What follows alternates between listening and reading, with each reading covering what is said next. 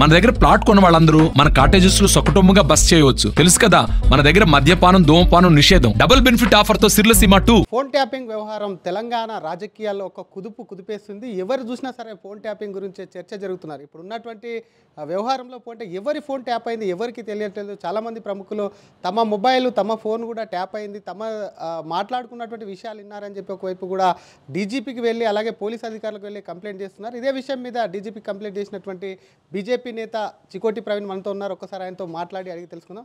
చికోటి ప్రవీణ్ గారు డీజీపీని కలిశారు, ఏం చెప్పారు, అసలు ఏం కంప్లైంట్ ఇచ్చారు డీజీపీకి? అప్పుడు నాకు ఒక హిందుత్వం మీద యాక్చువల్గా ఈడీ రైడ్స్ అయినప్పుడే నా ఫోన్ ట్యాపింగ్ అన్ననే అనుమానం. నాకు అంటే ఎట్లా అనుమానం ఎట్లా వచ్చింది? అది అంటే కొన్ని విషయాలు ఇప్పుడు నాకు అప్పుడు బీఆర్ఎస్ మంత్రులు ఎమ్మెల్యేలు దగ్గర ఉన్నారని చెప్పి ఒక వాచ్ పెట్టినట్టు నాకు అనుమానం.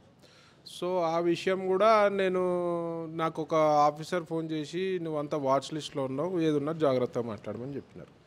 అది ఒక సబ్జెక్ట్ పక్కన పెడితే నేను గజ్వేల్ వెళ్ళినప్పుడు వెళ్ళి ఒక కమ్యూనల్ ఇష్యూ అయినప్పుడు వెళ్ళి రావడం జరిగింది. ఆడ కేసులు పెట్టిర్రు. వచ్చినాక ఈ యొక్క సోకాల్డ్ డీసీపీ ఫోన్ చేసి బెదిరించినాడు నన్ను, నీకేం పని, నువ్వు అంత మగోడివా అంటే. వాళ్ళంతా బీఆర్ఎస్ కార్యకర్తలు కదా, పోలీస్ ముసుగులో ఉన్న బీఆర్ఎస్ కార్యకర్తలు వాళ్ళు. సోకాల్డ్ డీసీపీ రాధాకిషన్ ఓపెన్గానే చెప్తున్నా. ఫోన్ చేసి నువ్వు సీఎం కాన్స్టిట్యున్సీకి పోయేంత మొగోనువా మొనగాడివా అని అడగడం జరిగింది మాతోటి. నీ యొక్క ప్రతి ఒక్క మూమెంట్ వాచ్ చేస్తున్నావు, నువ్వు ఎక్కడ పోతున్నావు, ఏం మాట్లాడుతావు అన్నీ తెలుసు. నువ్వు ఇది కూడా అన్నాడు, రాజా సింగ్ లాంటి ఎమ్మెల్యేనే మేము పీడీ యాక్ట్ పెట్టినాము, నెక్స్ట్ నీ మీద ఉన్నది పీడీ యాక్ట్ అని చెప్పడం జరిగింది. బెదిరించిండు ఆయన, రకరకాలుగా బెదిరించిండు. మేము లొంగకపోయేసరికి నా పైన ఇక్కడ ఓల్డ్ సిటీలో మా గన్మెన్ల పైన కేసులు, వెపన్స్ లైసెన్సులు లేవు అది ఇది అని చెప్పి ఫస్ట్ పెట్టిర్రు. పొద్దున మళ్ళీ ఎఫ్ఐఆర్ మార్చేసి గుళ్ళకు పోయినామని చెప్పి వెపన్స్ తోటి గుళ్ళకు పోయినామని పెట్టిర్రు. అసలు గుళ్ళకు పోతే మరి సీసీటీవీ ఫుటేజ్ చూపించాలి కదా. ఆడొక విఐపీ ఏరియా, అది ఆ రోజు విఐపీ మూమెంట్స్ ఉండే, లక్షల మంది భక్తులు వచ్చిన ప్లేస్లో అయితే పోలీసులు అయితే పెడతారు కదా సీసీటీవీలు, అవి కూడా చూపించమంటే చూపించలే. సరే నేను అన్ని డాక్యుమెంట్స్ ఇవ్వడం జరిగింది. మళ్ళీ దానిపై నేను యాంటిసిపేటరీ బెయిల్ తెచ్చుకున్నా. అంటే వాళ్ళకి హిందూయిజం అనేది, ఎందుకంటే ఓవైసీ డైరెక్షన్లో నడుస్తుంది వాళ్ళదంతా కూడా ఓవైసీ డైరెక్షన్లో నడుస్తుంది.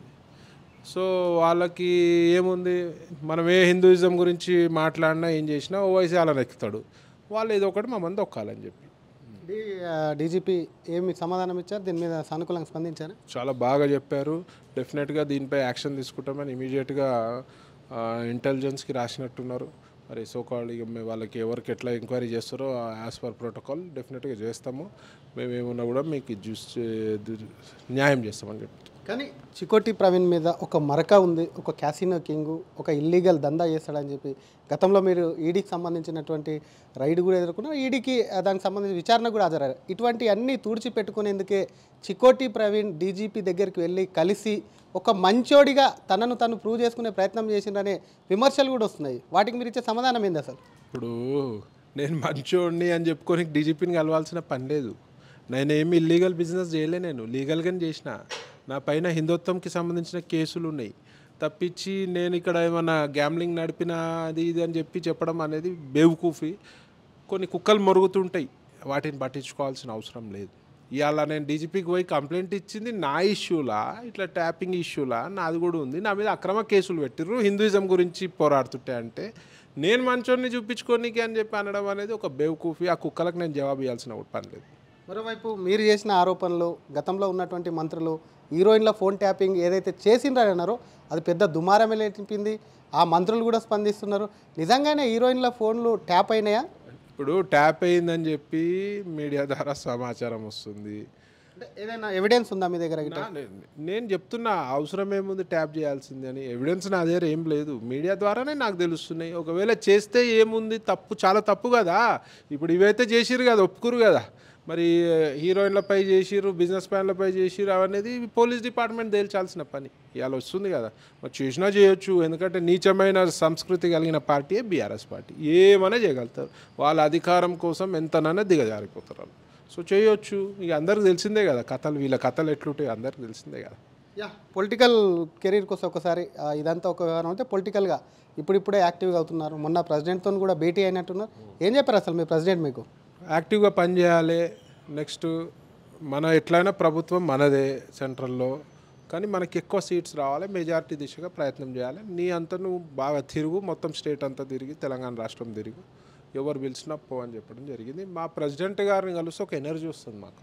ఆయన బూస్ట్ చేస్తాడు, తిరుగు, చెయ్యి, ఏమన్నా మాట్లాడు, ఇబ్బంది లేదు, నువ్వు పార్టీకి గట్టిగా పనిచేయి, ఎందుకంటే నీ ఇంకా యూత్ బాగా ఫాలో ఉన్నారు కాబట్టి నువ్వు చెయ్యి, మొత్తం అన్ని నియోజకవర్గాలు తిరుగు, అన్ని పార్లమెంట్లు తిరుగు అని చెప్పడం జరిగింది. ఆయన హార్డ్ కోర్ బీజేపీ మా ప్రెసిడెంట్ గారు, వాళ్ళని స్ఫూర్తిగా తీసుకొని మేము ముందుకెళ్తాం. మరొక వైపు చికోటికి ఎంపీ టికెట్ దక్కలేదు, మరి ఎటువంటి ప్రయత్నాలు చేస్తున్నారు, పోస్ట్ కూడా ఏం లేదు, ఎట్లా మీరు స్టేట్ మొత్తం తిరుగుతారు? అసలు స్టేట్ తిరగడానికి పోస్ట్ తోటి పని లేదు, ప్రజల బలం కావాలి. నేను ఎక్కడ పోయినా యూత్ బాగుంటారు, సో పోస్ట్ అనేది వస్తుంది. పని చేస్తే డెఫినెట్గా మన బీజేపీ పార్టీకి గుర్తిస్తుంది. ఏ పార్టీలు గుర్తించకుండా బీజేపీ పార్టీ చిన్న కార్యకర్తను కూడా గుర్తిస్తుంది. ఒక బ్యాక్గ్రౌండ్ లేదు, ఒక వారసత్వం లేదు, డబ్బులు ఉంటేనే గుర్తించాలని ఏం లేదు.